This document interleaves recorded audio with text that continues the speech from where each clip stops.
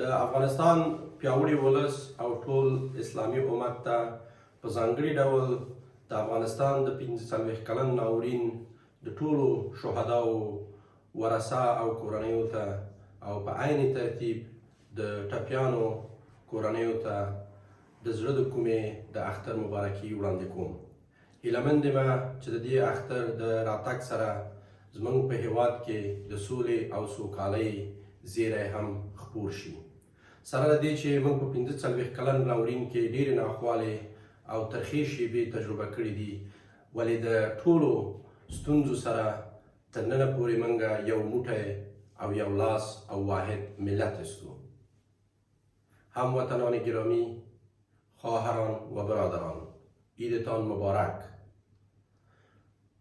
با وجود آن که در جهان بحران‌های گوناگون حاکم هست، ولی برای ما و شما افغان‌ها یک فرصت هم مساعد است که چطور می توانیم از این فرصت استفاده مؤثر بنماییم.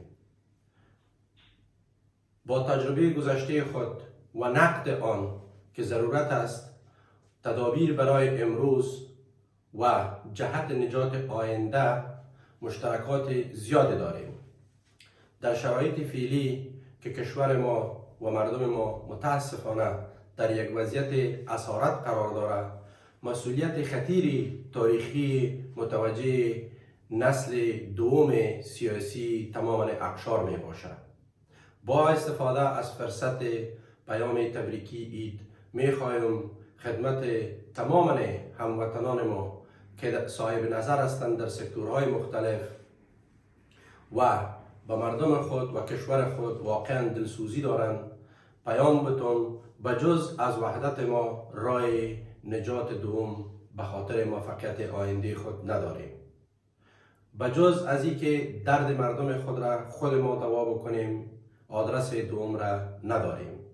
با آن که دنیا با ما در گذشته و حال علاقمند از این هستند که ما را از این بحران و از این جنگ نجات بده، ولی باز هم که متوجه میشیم نابسامانی ها و ناهنجاری های خود ما باعث بحران و مشکلات شده است.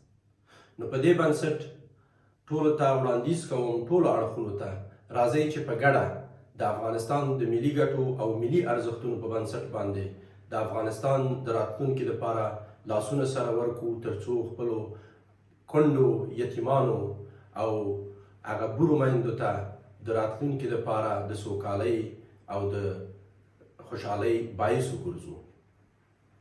له دې امله چې اختر دی، نن یک شنبه چې د لوی اختر مبارکه ورځ ده، ولې زموږ په هیواد کې متاسفانه چې هغه دیني ورځ چې د تاریخ په اوږدو کې موږ د ټولو اسلامي هیوادونو سره لمانځلې ده، نن د هغې لمانځلو حق هم زموږ د ولس نه اخیستل شوی دی.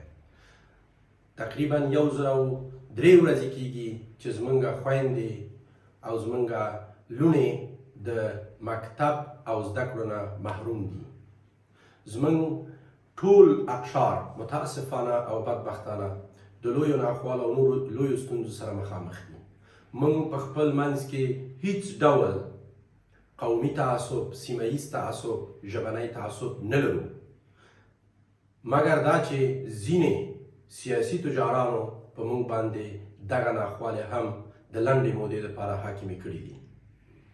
د افغان وسلوال پوځ د ملي او مسلکي منصوبینو په استازیتوب بیا هم خپل ولس ته ډاډ ورکوم چې راتلونکي ښې شیبې، ښه وختونه او ښه راتلونکی به انشاءالله تعالی ولرو.